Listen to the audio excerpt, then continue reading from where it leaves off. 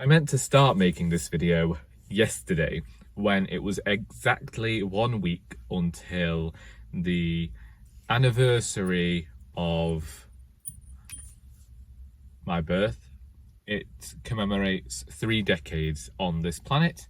However, my allergies were such that I did not stop sneezing the entire day, and all of my plans had got thrown out of the window. I could not take the dog for a walk due to how hot it was. Indeed, every time she went outside, she tended to overheat very quickly. So it didn't really cool down until quite late, and I was still quite sneezy. So, hi everyone, my name is Charlie, and today I am going to be recording a vlog of my final week in my 20s. Now, as somebody who doesn't celebrate his birthday, it might seem weird for me to create any sort of vlog. If we want to know why I don't celebrate my birthday, it's a very simple thing, in that after my mother forgot my 14th birthday, and this continued to happen, over time I began to recognise that it is just another day, and it became one of those things where the day just got so disappointing every year, and always having these expectations, and I just thought, well, get rid of expectations, get rid of any sense of obligation, because family members were treating it as though it was like this day where they were forced to enjoy my company. So I was like, do you know what, nah, don't need this, don't need it. So I don't commemorate the day, I don't celebrate the day. However, I am using it as an excuse to go out for drinks with work on Wednesday. But also, this week I've decided that I want to clear the accounts, if you will. There are a few unread books that, for whatever reason, I'm thinking, do you know what? Let's get rid of them. Let's get them read before we reach 3 decades on this planet. Let's not carry anything over from our 20s, apart from the fact that I'm still working on a book that I started in my 20s, and it'll get released when I'm 30, and I do not like that. I had wanted Doris completely finished and out of the way by the time I hit 30, but these things happen. There's no time limit. It's just one of those things where I am who I am, and this is a person who I was saying to Dane, I wrote it in a comment on one of his videos yesterday, that many years ago when I was riddled with anxiety, I would find myself upset about stuff that had happened in the past and worrying about stuff that was yet to happen, and then, you know, had like this Charles Dickens, well, Ebenezer Scrooge epiphany of just trying to, that was the Christmas Carol one, that wasn't the same epiphany, it was a different epiphany, but I had this one where I was trying to focus very heavily on living in the moment and not worrying about what was going to happen and what could be. So yeah, anyway, I'm going to go inside now. I might continue this video in a second when I'm in there, because it's stifling in this car.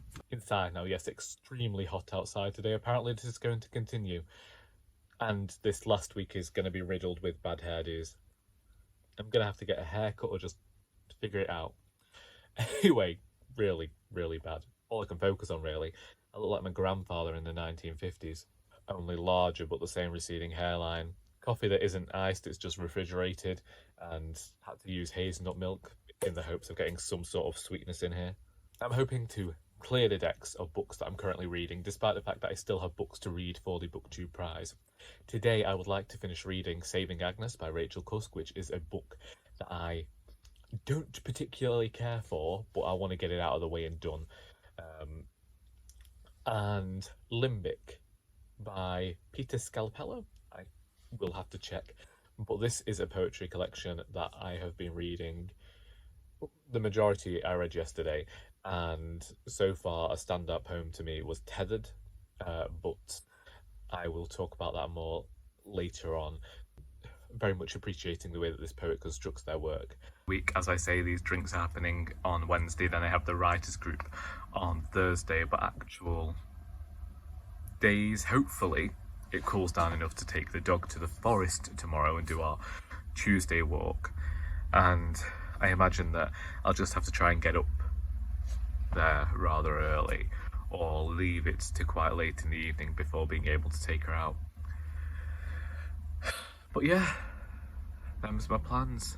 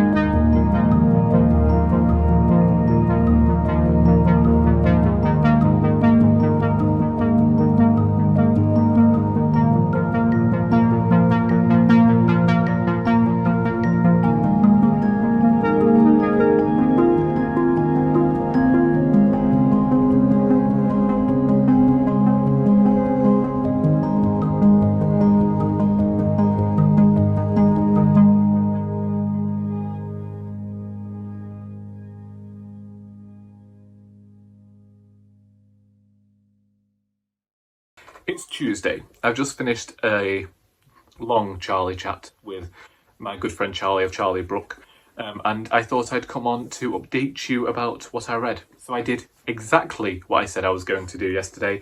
I finished reading Saving Agnes by Rachel Cusk and Limbic by Peter Scalpello.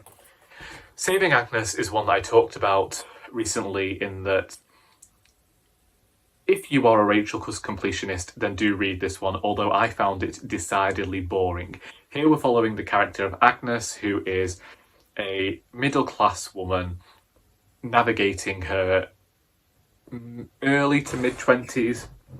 The issue with this book is that it feels a bit directionless, and whilst I appreciated Cusk writing about the insecurities we feel within our 20s, and there was a line towards the end which was very reminiscent of something I said in a recent wool gathering video, Agnes is struggling with the idea of being an adult, and she says that I want to be a child again. I don't know what's wrong with me, I just want to be small and have someone protect me and look after me. And her mother says, well, we all feel like that. Life can be very frightening sometimes.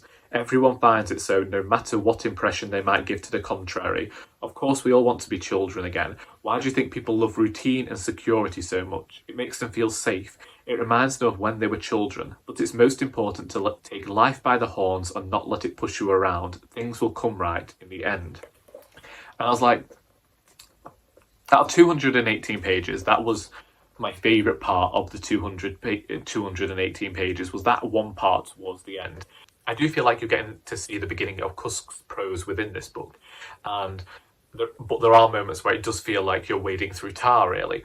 There are some very humorous lines in here, and there are some good observations of the world, and I can see how this came to win the Whitbread First Novel Award, because it is doing more than most for a first novel. However, like most first novels, I feel that it's also trying to do too much in one go.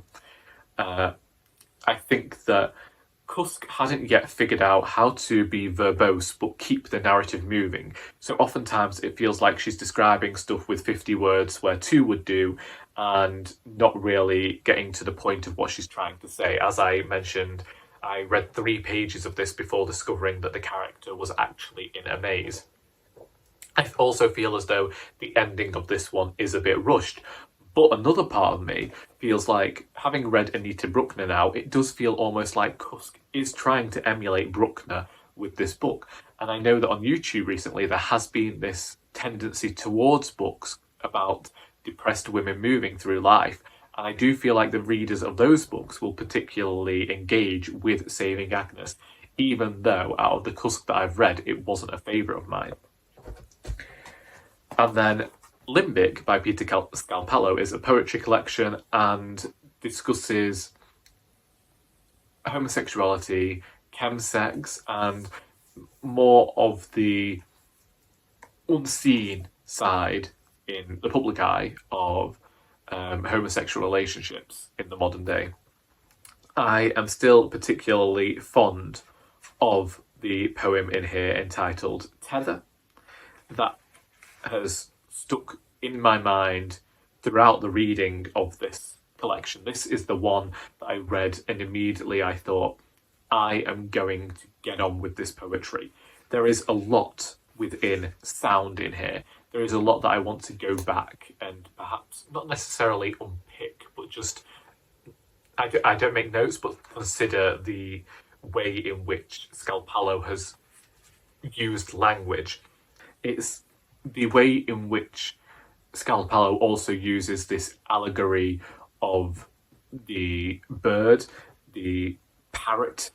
It's the way certain words are used, like reminiscent, metaphysical, and fantasy and nostalgia. It's just the ways in which these sounds are paired together.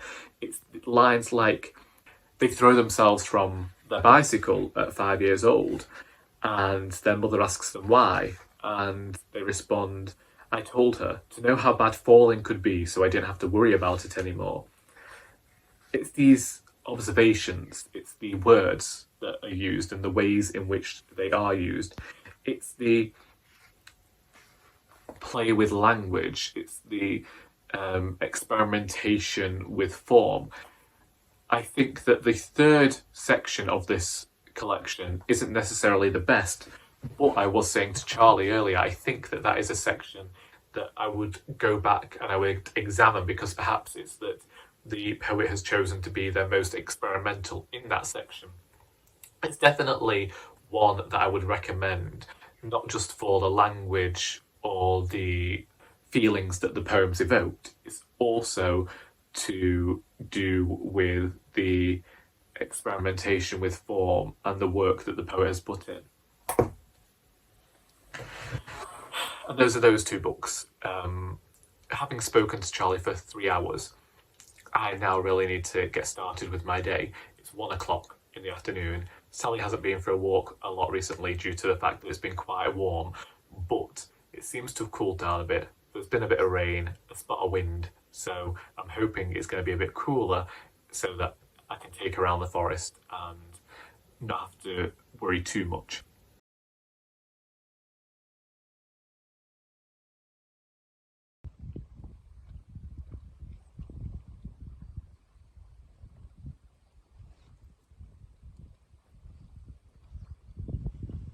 It's Wednesday, and last night I finished reading Reckless Paper Birds by John McCullough. This doesn't fall in with the whole clearing of the accounts thing. I also read 150 pages of The Way It Breaks by Polis Loizou. This one here was simply something that I started reading in the bath. I don't know how to describe this book. This blend of metaphor that I never expected used in the way in which it was used, the allegory employed.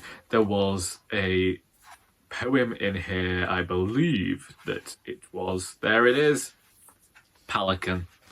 Pelican was fantastic, and there was another one. There's quite a few fantastic poems in here discussing relationships, and amongst other things, it uses bird imagery in such a fashion that I did not expect. And I liked it when these metaphors and what have you and this symbolism was used in an unexpected fashion. It's poetry that feels incredibly active whilst also feeling quite insular and thoughtful and introspective at times. It discusses aspects of culture in such a way that if you know it, then it adds more to the poem, but if you go and unpick it, you could probably find thousands of more meanings beneath the use of a simple use of that cultural thing. It is definitely, again, as with the Limbic yesterday, I want to go back and go over again. But yeah, recommend that one. Anyway, today I recorded my 1.5-hour Q&A video extravaganza for my birthday. I took the dog for a walk early, and I even cooked a large meal for myself, because I don't tend to have larger meals, especially when it's hot like it is today, because I was due to go out with work for my birthday. Now, as I kept saying, I don't celebrate my birthday, I don't commemorate it in any way. We were just using it as an excuse to go for drinks. However, there is part of me that's mildly disappointed for the simple fact that it was the one thing that I actually had on the agenda to commemorate me being on this planet for 3 decades. And I thought that drinks with work colleagues was perhaps the most simplest and easiest way to do that. So I can't deny there is a small amount of disappointment within me at the moment. I suppose, you know, if I don't really treat the day with any sort of, if I don't treat the day with any importance, then other people aren't going to treat it as important either. And so it makes sense. I can't help it. 2 people had to drop out, one due to COVID, one due to the fact that they completely forgot and went on holiday down south. So it's fine. but I think it was more the fact that I'd sat down with this large meal that I wouldn't ordinarily have. It was just because I was going out drinking and didn't want to. I don't like the sensation of being drunk, and I wouldn't have done that ordinarily. And also, there's just, yeah. I suppose one thing I've been thinking about was like the whole thing about turning 30 anyway, and it's something I've not talked about in this video. And I feel like reverence was the word I was looking for earlier, by the way. When I don't treat a sort of day with any sort of reverence, then it makes sense that other people won't recognise the importance of it to me either. And I suppose that it's not really an important date because for years it's been a date surrounded by disappointment because of the various people that have forgotten. When I was at school, it was an awkward day because when I was in high school, we'd usually finished for the summer. We'd finished for the summer by my second year. And because of all of these other things happening, it's not a day that ever got... And I suppose because it's not a day that's ever been commemorated, it was when I was younger, there would be like all this excitement around it. And I think that over time, I've just reached this point where I'm like, as I've said for the last few years, since nobody else cares about it, then my not caring about it also lends itself to not facing disappointment when ultimately nothing happens. And it was this thing where I think I was attributing too much value to a day as well. And so like this coming Sunday, I'd planned to just have a nice day that I would enjoy. I've seen that the temperatures are planning on rising on Sunday, but I'd already made plans to go on a walk early in the morning to avoid all of the people who'd be going around the forest, and watching a film when I got home, and maybe having a nice meal, simply because I know that nobody else wishes to commemorate it or celebrate it in any way. And also, at the same time, it's just a date. It's not this like hugely important celebratory thing. I say that because if it was, then people would obviously want to celebrate it. But hey, that's where we're at. I had one plan to commemorate the day in some way, and it didn't happen. So I guess it just gives me more time to get some reading done. And I did manage to create my 30th playlist, so I'll leave a link to that in the description, which is called 30 Years on This Hellscape, so you can go and give that a listen.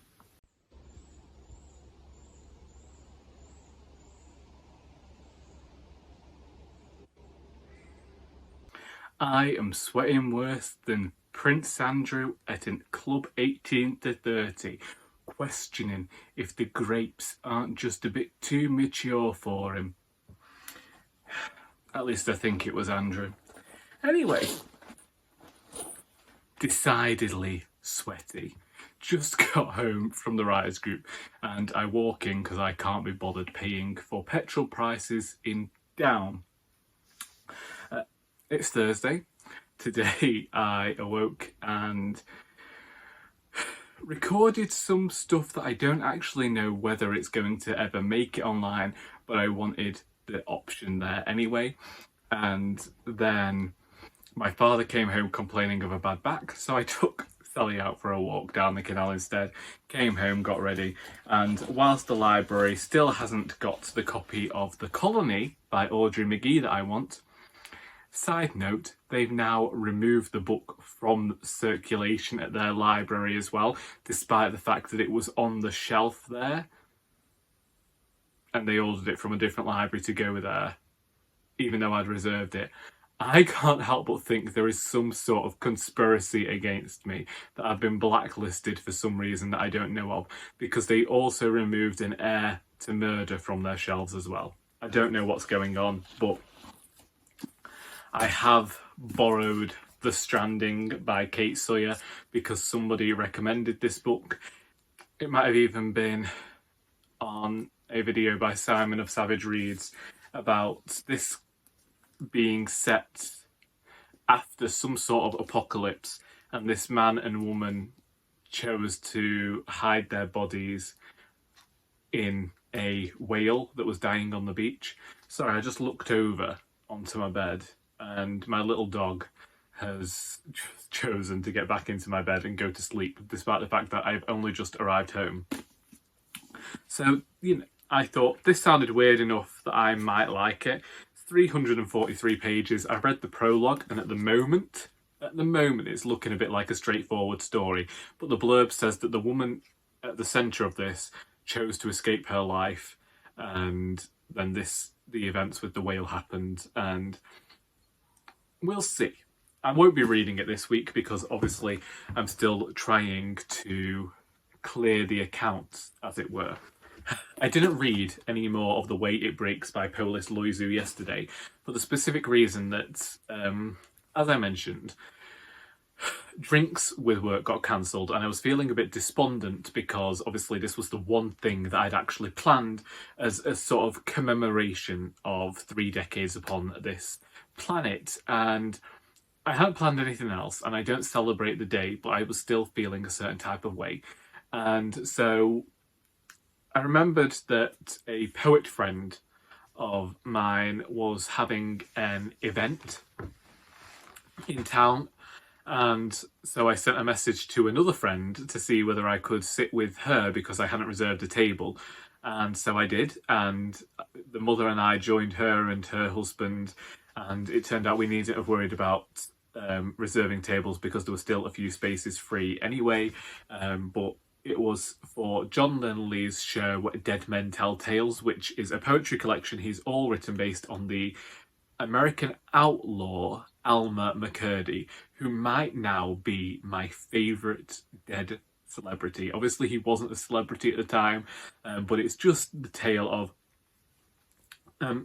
so basically this man during his lifetime was not the best train robber in the world.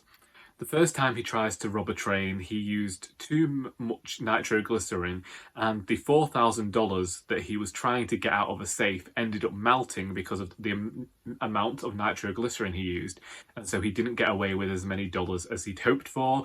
He tried to rob a bank, that didn't go well, and then he planned to rob another train and actually ended up getting on an earlier train which didn't have all of the gold that he'd been planning on stealing. The actual story and the poetry last night was less to do with Alma's life and more to do with Alma's corpse, because it was during the filming of an episode of The $6 Million Man at an amusement park in America that Alma McCurdy's corpse was discovered, and it was 66 years after his death that he ended up being buried. His corpse had travelled around to different freak shows and circuses and the like before being used in a foyer somewhere for B movies to like avoid marijuana and that sort of thing. PSAs, if you will. But John's show had this slideshow and it had his poetry as well. It was interactive. And I was just smiling throughout. As you know, I like the macabre and I like discussions of death, and I have a bit of a thing for the Ask a Mortician series and her iconic corpse videos. So this felt like an iconic corpse to me, I cannot lie.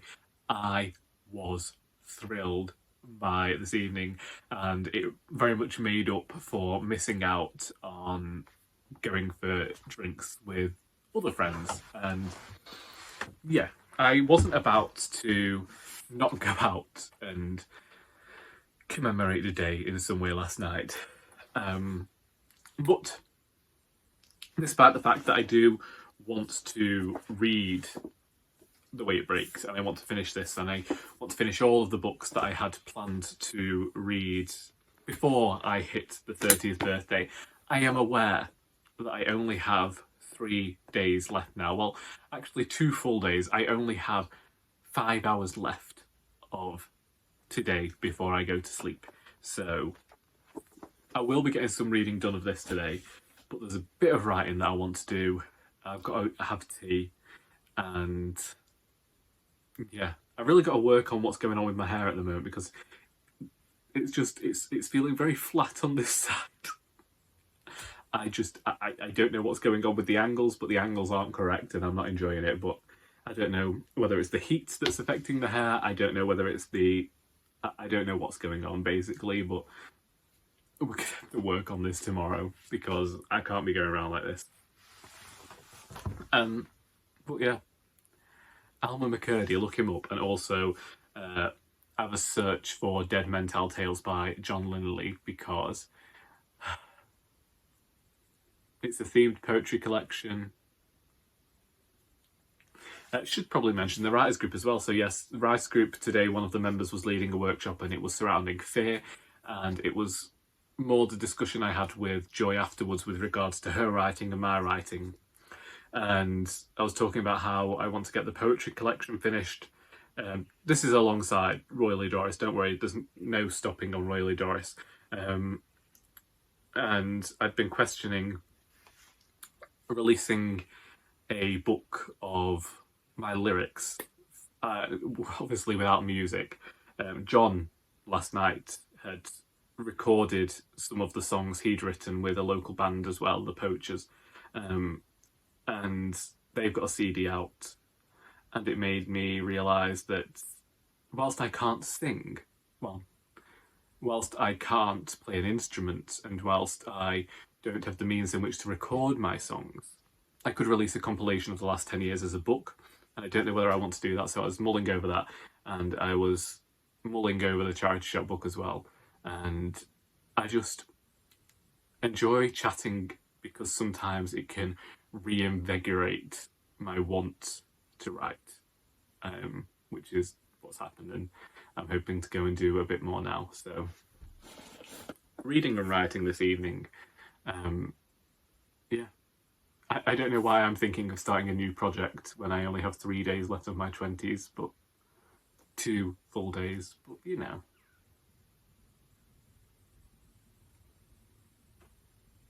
We know who I am as a human being.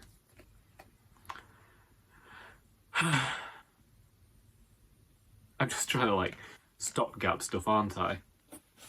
And it's not happening. It is Friday, and after today, that's it. 1 full day left of being in my 20s, and I realised that the outfit that I wanted to wear on my last day in my 20s, I wore today. So I either repeat the outfit again tomorrow, or pick something different out. I was in work today. It was a rather non-event of a day. Our CEO did message us and say about the hot weather on Monday, so did we want to go into work an hour and a half early? We'd still have to try and get the 7.5 hours work done, so it won't work out, basically. We're hoping that being in a shaded area, things will be okay. Folk did think to mention my birthday at work today. The fact that it was coming up on Sunday and wasn't doing anything, and I'm just like, if you haven't learnt that I don't celebrate it by now, for reasons that we've talked about here, then good for you. But it's nice that they're thinking of me, I suppose. But I don't want that.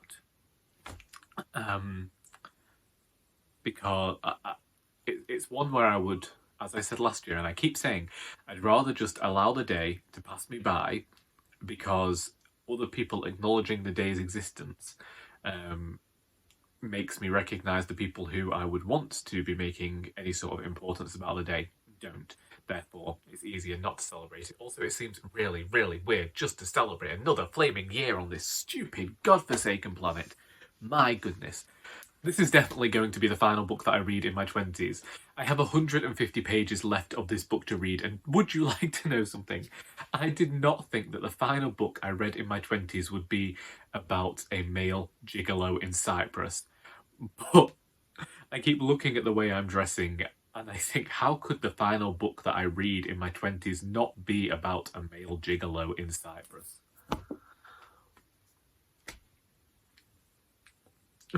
I ended my teenage years reading The Perks of Being a Wallflower, and I'm ending my 20s with The Way It Breaks.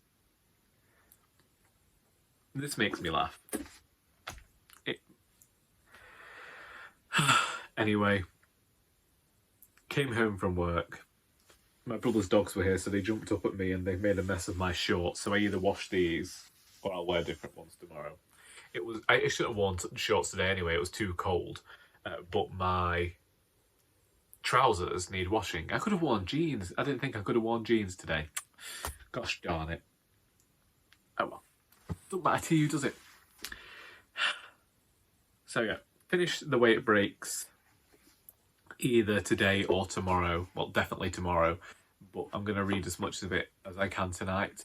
I got a book from the charity shop today, which was There But Father by Ali Smith, which is another Ali Smith that I haven't read. I don't know why I'm navigating towards Ali Smith books, considering we're having a few misses at the moment with that author. A customer did come into the shop today, and my manager got me because this person was looking for book recommendations. She was reading Sense and Sensibility again because she was struggling to find books that she wanted to read. She's a fan of Maggie O'Farrell and Kate Atkinson, and I was like, well, this is giving me a whole... there were books there that I like, so there was Joanna Cannon there, but this woman didn't want Joanna Cannon, and so then I went into the back and I saw that we had Mrs England by Stacey Hawes, and I know that Emily of Nerval Novels recently read that and liked that, so I gave her that. And we had The Christie Affair, and that was recently recommended by Charlie of Charlie Brooks, so she had that. Yeah, so she did take books that I'd recommended, and then her friend appeared out of nowhere and she recommended some things as well. But the books that I had enjoyed myself and wanted to recommend, she didn't want. And then we had this whole discussion about men writing from the female perspective, and it didn't really, I guess, as involved a conversation as I had hoped for. But one day I'll be able to have that conversation with somebody. The last day of my 20s tomorrow. It's strange, because when I was younger I thought that 30 would arrive with this sensation of impending doom, and it's strange to reach the end of another decade and just be thinking, it's not even about age just being a number. I have had bone issues since I was a child. I had arthritis diagnosed arthritis for at least 5 years now. But having had it for years before undiagnosed, so like all these perils that people talk about as you get older, like the bone issues and everything, I'm like, I had a head start on you, love. I ain't got nothing to worry about. I can just live my life now because I got all that medical shit out of the way as a youngster.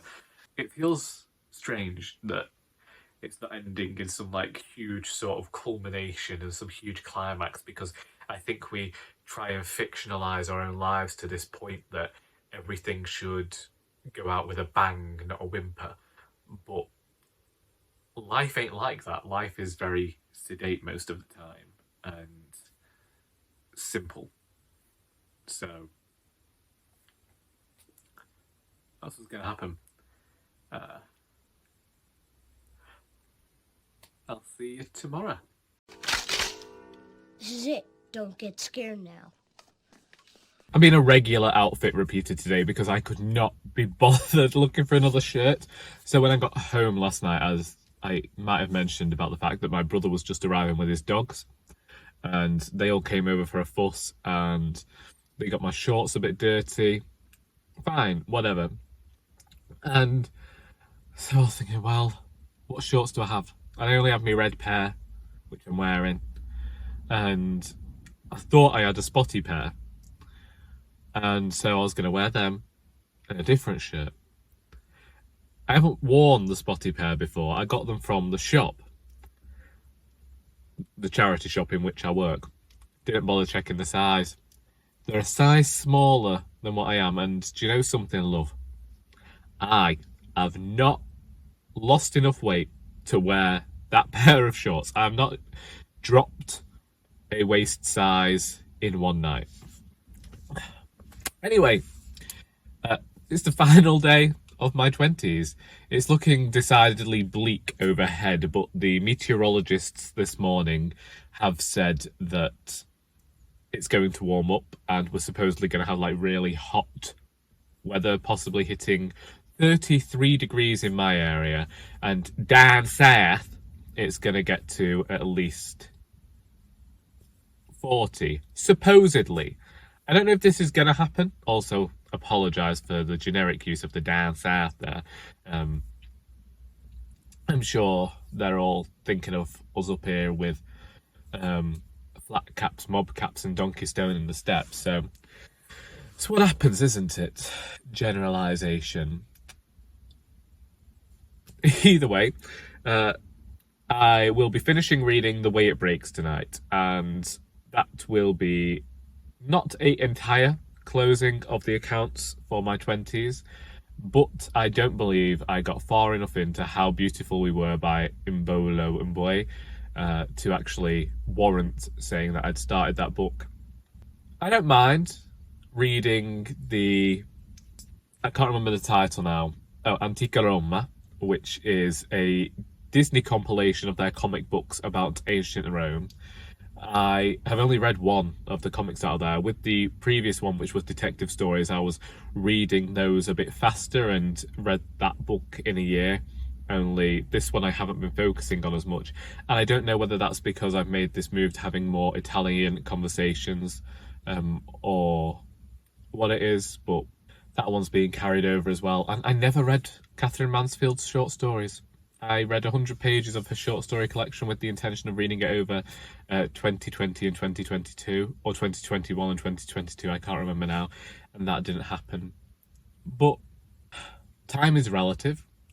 If we think about it in the grand scheme of things, I was supposedly a month late being born, so technically I've been around for a while anyway, and there's this myth in my family, thank you spiritualism, that I've been on this mortal plane before.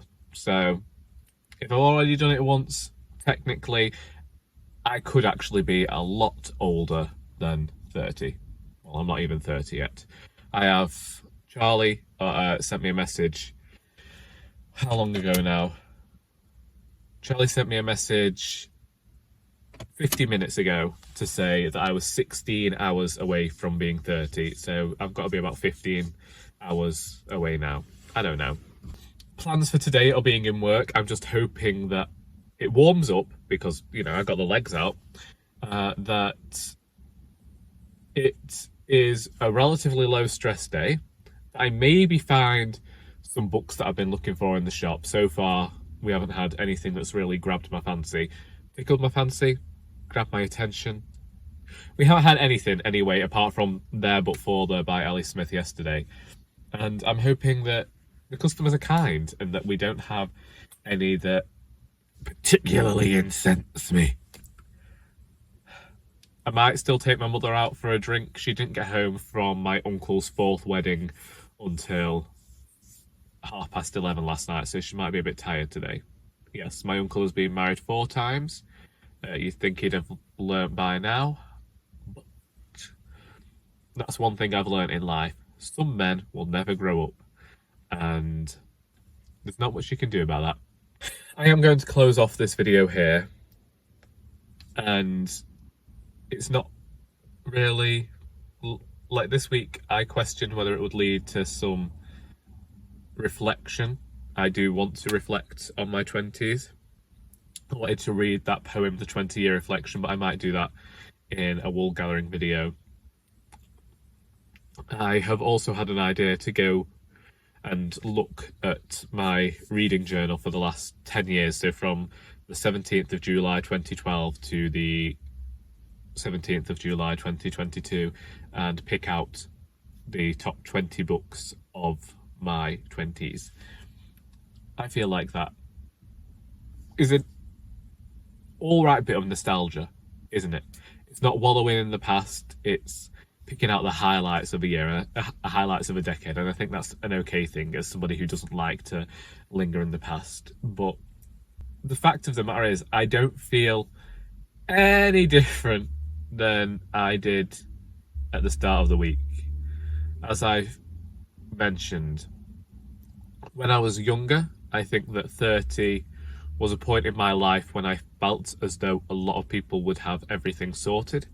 It was when my mother gave birth to my younger brother and then stopped. So I think that, to me, that was kind of like the culmination of adulthood.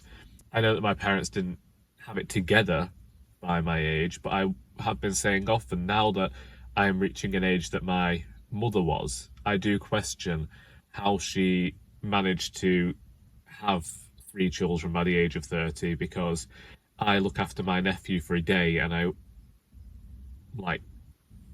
want my time back.